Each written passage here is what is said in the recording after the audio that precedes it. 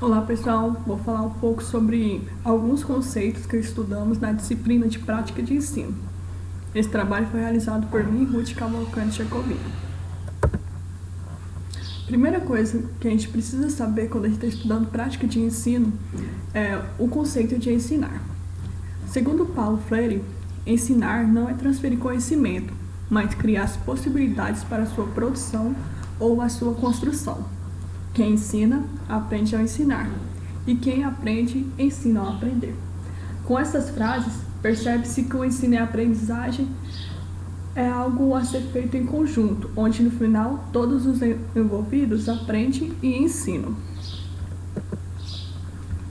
Então, temos que o professor e a escola exercem um papel fundamental nesse processo de ensino e aprendizagem.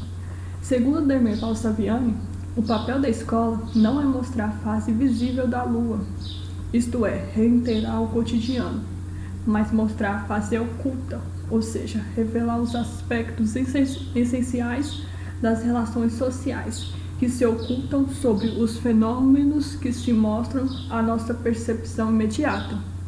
Isso foi o que Dermerval Saviani falou em um dos seus livros, né? Então, com isso a gente observa que a escola tem como objetivo despertar a curiosidade do aluno para desenvolver coisas novas e não ficar estudando só as coisas que já foram descobertas. Então, esse é o papel da escola. Agora, o papel do professor é o seguinte: segundo o Paulo Freire, o professor tem o papel de estabelecer relações dialógicas de ensino e aprendizagem, em que o professor, ao passo que ensina, também aprende. Juntos, o professor e o estudante aprendem juntos em um encontro democrático e afetivo em que todos podem se expressar. Rubem Alves também é um outro escritor bastante interessante que fala sobre o papel do professor, né? Para Rubem Alves, o professor tem como objetivo despertar a alegria de pensar da criança, ou, em outras palavras, provocar o espanto do aluno. Dessa forma, o aluno irá potencializando sua inteligência com a ajuda do professor e não será apenas um objeto de acúmulo de informações inúteis. Então, para Rubem Alves, o aluno tem que aprender aquilo que realmente é essencial para ele e não ficar aprendendo coisas só para encher a cabeça dele e no final não usar para nada. Então, o professor ele precisa ter algumas habilidades para fazer um bom processo de ensino com o aluno.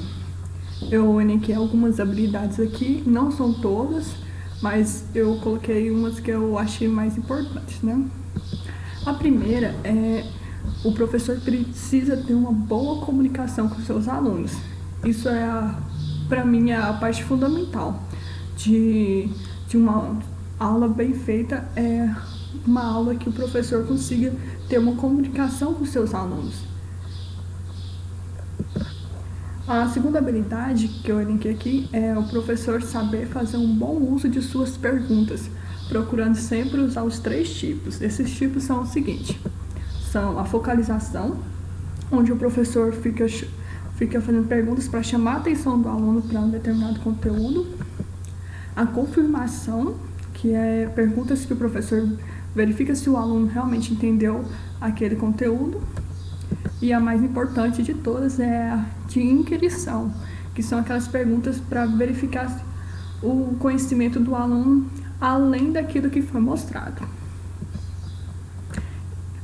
Uma outra habilidade que é muito importante é o professor trabalhar com exemplos claros e objetivos. Não apenas apresentar alguns exemplos só para mostrar como aquilo se aplica, mas o exemplo tem que ser claro e objetivo para que o aluno compreenda como resolver um problema a partir daqueles exemplos dados em aula. E falando em aula, temos alguns tipos de aulas, né? Coloquei aqui 2. O primeiro tipo é aulas expositivas. As aulas expositivas têm pontos positivos, que são de gastar menos tempo para apresentar um determinado assunto, mas elas também têm ponto negativo, Esse ponto negativo é que o professor se torna o único transmissor do conhecimento e os alunos participam pouco na aula, né? Isso é totalmente contra aquela frase que o Paulo Freire falou, de que o ensino é parte do aluno e do professor, os dois aprendem e ensinam ao mesmo tempo. Nas aulas expositivas isso não ocorre, né?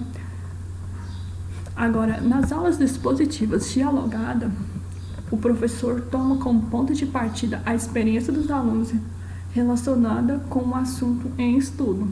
Então, as aulas expositivas, elas se enquadram mais com a frase de Paulo Freire, né? Onde os alunos e o professor aprendem juntos. Agora, na resolução de problemas, temos o seguinte. Segundo Polia, para resolver um problema, o professor deve separar sua resolução em 4 fases. A primeira fase é compreender o problema, né?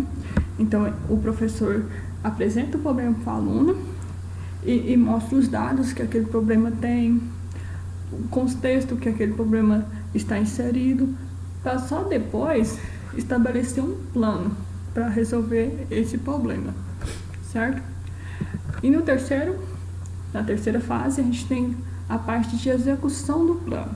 Então, a gente pegou os dados, realizou o plano para ver como vai ser resolvido aquele problema e na terceira fase a gente vai executar o plano. Depois de executado o plano, tem que refletir sobre a resolução feita e a resposta obtida para verificar se aquele processo de execução de plano foi realmente bem sucedido. E também nessa quarta fase, é a fase onde o professor deve mostrar aos alunos que não existe apenas um tipo de maneira de resolver um certo problema, principalmente na matemática, né? Na matemática existem N formas de resolver o mesmo problema. Então, nessa quarta fase aqui, ela é muito importante o professor mostrar que um problema pode ser resolvido de N maneiras diferentes.